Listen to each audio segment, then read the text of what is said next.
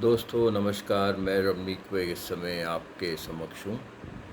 और मित्रों, आज मैं आपको गार्लिक के जो हीलिंग पावर्स हैं उनसे अवगत कराऊंगा, यानी कि लहसुन के जो चिकित्सा के लिहाज से जो उनके फ़ायदे मिल सकते हैं आपको, उनसे अवगत कराऊंगा। दोस्तों, गार्लिक जो है एक बहुत इम्पोर्टेंट हर्ब है। इसको हम लोग सब्जियों में भी डालते हैं, दालों में भी डालते हैं, बहुत जगह इसका प्रयोग होता है। गार्लिक में ऑर्गेनो सल्फर कंपाउंड्स होते हैं। ये 4 होते हैं: एलिसिन, एजोन्स, एलाइल सल्फाइड और डाइल सल्फाइड। ये क्या होते हैं कि ये एंटी ट्यूमर इन नेचर होते हैं, यानी कि गिल्टियों को काटने में मदद करते हैं। ये हमारे लंग्स के जो पोर्स हैं उनको भी खोलते हैं, ब्लड प्रेशर को कम करते हैं। तो यानी कि ये जो ऑर्गेनो सल्फर कंपाउंड्स हैं ये एक एंटीऑक्सीडेंट का काम करते हैं। ये एक बहुत इम्पोर्टेंट कंपाउंड्स हैं जो हमको गार्लिक में मिलते हैं। परंतु अगर आप ऐसे सब्जियों में लहसुन डालेंगे या दालों में लहसुन डालेंगे तो ये इनका आपको फ़ायदा नहीं होगा। अगर आप चाहते हैं कि आपको लहसुन का चिकित्सा के लिहाज से पूरा फ़ायदा मिले, तो तरीका क्या है कि सबके घरों में ओखली और मूसल होता है, यानी कि मॉर्टर एंड पेस्टल। तो क्या करें, अगर एक छोटा लहसुन है, अगर इतना सा है, जैसे अमेरिका कनाडा में तो ऐसे बड़े बड़े होते हैं, हमारे देश में करीबन ऐसे छोटे होते हैं।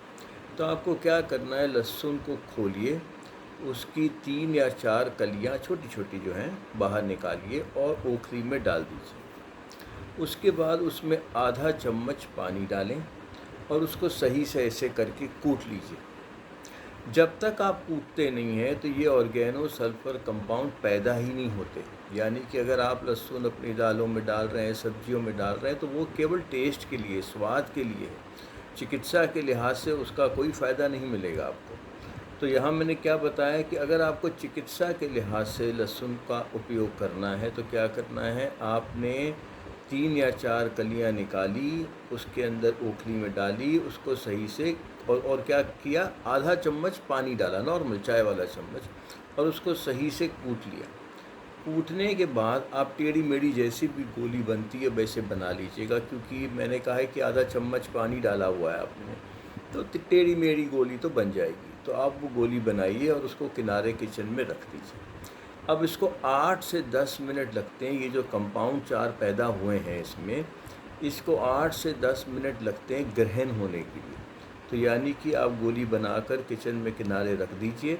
8-10 मिनट बाद आप उसको अपने खाने के बाद या कुछ नाश्ते के बाद, कुछ खाने के बाद इसको लीजिए।